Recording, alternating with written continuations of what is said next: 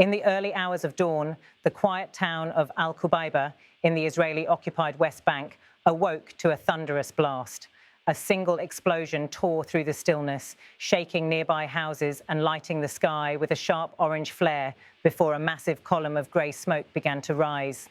The blast had targeted a family home, the house of Muthanna Amro, a Palestinian man accused by Israeli authorities of carrying out a deadly shooting attack in East Jerusalem earlier this month. That attack claimed the lives of 6 people and wounded several others. As the dust settled over Al-Qubaybah, Israeli military vehicles pulled back from the narrow village streets. They had arrived in the dead of night, sealing off the area, clearing residents away from nearby houses, and laying the explosives.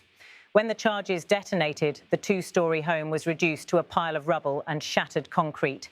The army called it a punitive demolition, a practice it has used repeatedly over decades in response to attacks carried out by Palestinians.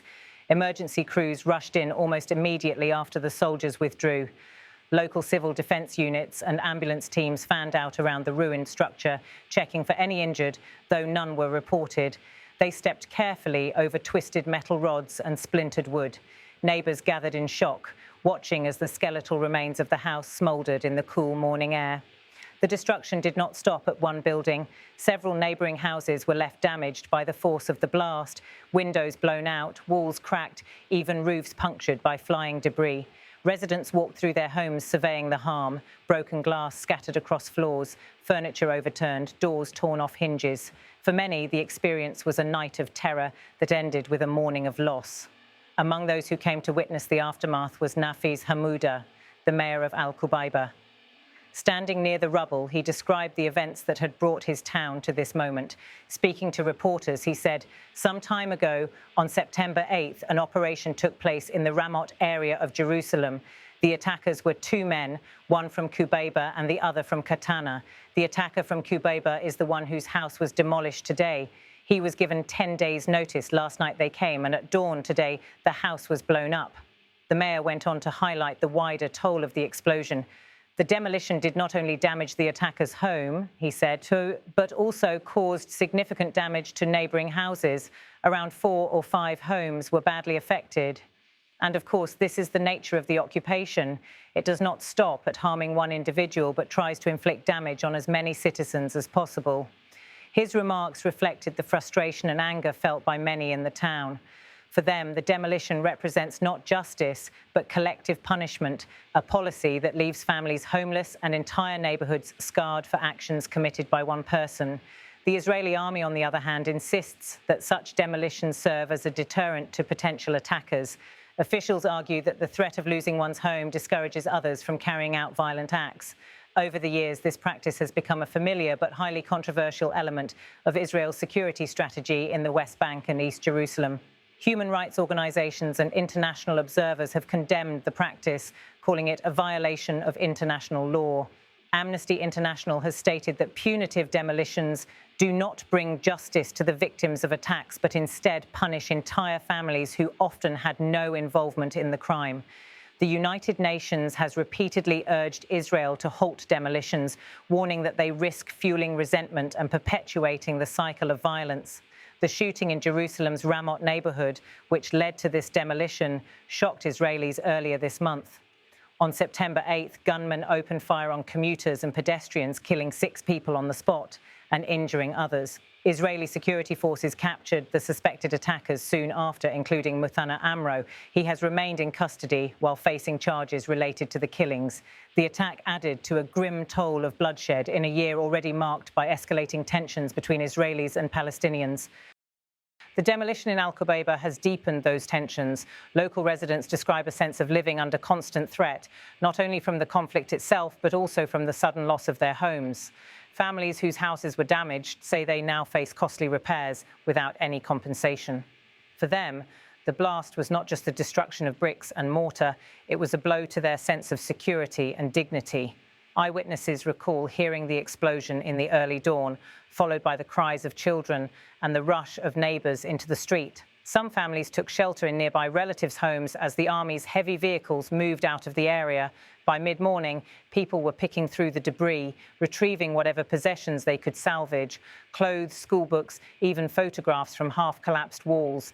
In one poignant scene, an elderly resident stood silently near the ruins of his own damaged house, watching as civil defence workers lifted chunks of concrete to clear access paths. A few metres away, children gathered broken bricks, stacking them as if in an attempt to impose some order on the wreckage left behind. As the day wore on, the site of the demolished house became a focal point for grief and anger. Local leaders warned that such acts of destruction risk pushing younger generations toward further hostility rather than deterring violence. In their view, punitive demolitions deepen the wounds of an already divided society. The Israeli military's position remains unchanged. Officials cite legal rulings by Israel's own courts permitting the practice and point to past cases where they claim demolitions have helped reduce the frequency of attacks. They argue that victims of such assaults deserve justice and that strong measures are necessary to maintain security. Yet critics counter that the evidence for any deterrent effect is thin and that the human cost is undeniable. This incident is part of a broader pattern seen throughout the past year. The West Bank has witnessed frequent Israeli military raids targeting armed groups, while Palestinians have carried out shootings and attacks in Israeli cities and settlements. The back-and-forth violence has resulted in the deaths of dozens of Palestinians, including civilians and several Israelis. Each new attack and each retaliatory measure seems to further entrench mistrust on both sides. The political context adds another layer of complexity. The Israeli government faces internal and external pressure to respond harshly to attacks, while Palestinian leaders accuse Israel of escalating the conflict through collective punishment and settlement expansion. International mediators, including the United Nations and some European governments, have urged restraint, but progress toward a political solution has remained elusive. In Al-Qubaybah, the human cost of the conflict is starkly visible. The once lively home of the Amro family is now reduced to rubble. 4 or 5 neighbouring houses bear the scars of the blast, cracked walls, sagging roofs and broken windows. Families that had nothing to do with the attack now face the challenge of rebuilding their lives. Residents fear that the demolition may provoke further unrest, potentially triggering new clashes or retaliatory violence. Community leaders say they worry about the impact on young people who grow up witnessing such scenes, destruction that can deepen resentment and erode any hope for coexistence. By nightfall, the mood in the town remained tense. Streetlights cast long shadows over piles of debris. Emergency workers continued clearing the site, while families salvaged personal belongings, pieces of furniture, kitchen utensils, framed photographs of loved ones. Some gathered for quiet prayers near the demolished house, mourning not only the physical loss, but also the renewed sense of vulnerability. International observers note that incidents like this highlight the urgent need for addressing the roots of the Israeli-Palestinian conflict. They stress that without a political path forward, cycles of violence and retaliation are likely to persist, undermining the prospects for peace. The demolition in Al-Qubaybah is therefore more than a single event. It is a window into the broader dynamics of the conflict, the clash between security measures and human rights, between acts of violence and responses that often harm civilians, and between the need for justice and the risk of perpetuating grievance. As dawn breaks again over the West Bank, the skeletal remains of the demolished home stand as a silent witness to these unresolved tensions. For the families affected, the path ahead is uncertain and steep.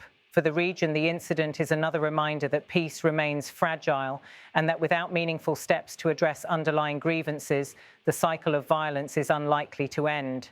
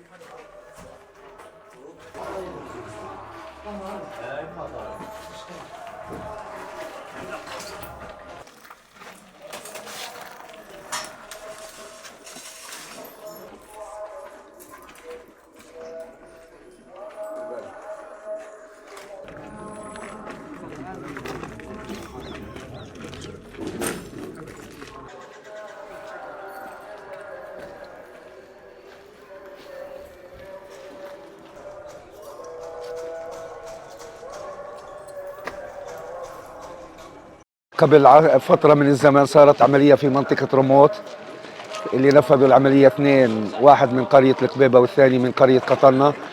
طبعا اللي من قرية القبيبة هو صاحب البيت اللي احنا شايفينه اليوم او اللي تم تفجيره اليوم. اعطي صاحب البيت مدة 10 ايام من اجل التفجير. امبارح بالليل اجوا، اليوم على صلاة الفجر تم تفجير البيت. التفجير ما أضر بس البيت المنفذ، بالعكس ألحق ضرر بالبيوت المجاورة، 4-5 بيوت اتضررت ضرر كبير من عملية التفجير. وهذا طبعا طبيعة الاحتلال، ما بيقتصرش على مواطن أو على واحد، بحاول قدر الإمكان يضر أكبر عدد ممكن من المواطنين.